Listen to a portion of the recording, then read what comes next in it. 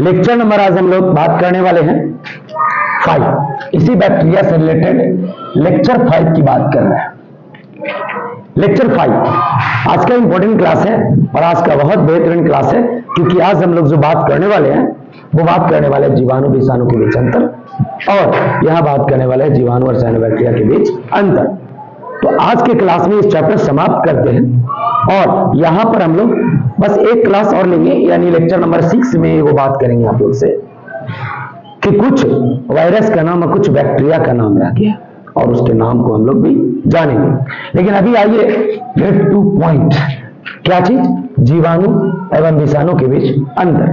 तो जीवाणु और विषाणु के बीच के अंतर स्पष्ट कैसे होता है, तो आप ध्यान से देखना और क्लियर करना है चीज को। मैं बोल रहा हूं विषाणु के बारे में बात और जीवाणु के बारे में।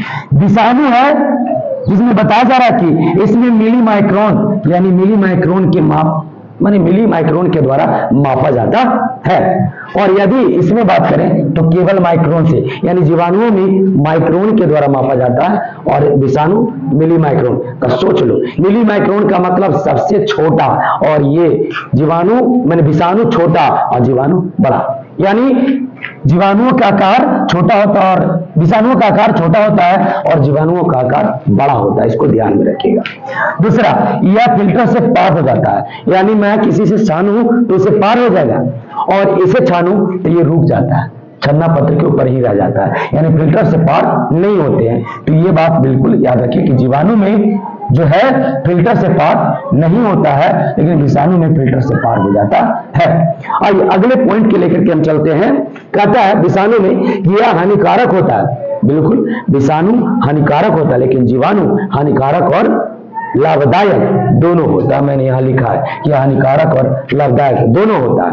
आइए इसमें बात करते हैं। इसमें कोशिका वृद्धि नहीं होता है, याद रखिएगा। कोशिका वृद्धि किसमें नहीं होता है? तो विषाणु में नहीं होता, यानी इसमें कोशिका वृद्धि नहीं होता, लेकिन इसमें कोशिका वृद्धि होता है। तो याद रखिएगा, जीवाणु में कोशिका वृद्धि होता है, विषाणु में कोशिका वृद्धि नहीं होता है। 5वां नंबर बात करें, इसमें डीएनए होता है पर आरएनए नहीं होता है, लेकिन इसमें डीएनए और आरएनए दोनों होता है, यानी कि बैक्टीरिया में डीएनए और आरएनए दोनों होगा और वायरस में केवल डीएनए होगा, आरएनए नहीं होगा। आइए 6 नंबर में, विषाणु जो है निर्जीव और सजीव दोनों होता है, क्योंकि निर्जीव और सजीव दोनों के बीच के जोड़ने की कड़ी को ही कहते हैं विषाणु, और यहाँ पर जीवाणु जो है केवल सजीव होता है। कैसे होता है? सजीव। तो इसको याद रखिएगा। 7वां नंबर अंतर की बात करते हैं विषाणु को लेकर के। इसमें जीव द्रव नहीं पाया जाता है, इसमें जीव द्रव नहीं पाया जाता है और इसमें जीव द्रव पाया जाता है। तो याद रखिएगा कि जीवाणु में जीव द्रव पाया जाता है। तो ये बात क्लियर हो गया कि इसे क्या कहते हैं। जो आइए बात करते हैं यहाँ पर जीवाणु और साइनोबैक्टीरिया के बीच के अंतर को स्पष्ट करना है। बच्चे लोग बिल्कुल ध्यान में रखिएगा। आइए हम दूसरा नंबर प्रश्न की बात करें, जिसमें जीवाणु और साइनोबैक्टीरिया है। जीवाणु का अंतर साइनोबैक्टीरिया से कर रहे हैं, तो इसमें बताया गया कि जीवाणु जो है वो छोटा और जटिल संरचना का होता है। ये छोटा और जटिल संरचना का होता है, लेकिन यही साइनोबैक्टीरिया की बात मैं करूं तो ये जो होता है वो जीवाणुओं से बड़ा और जटिल होता है।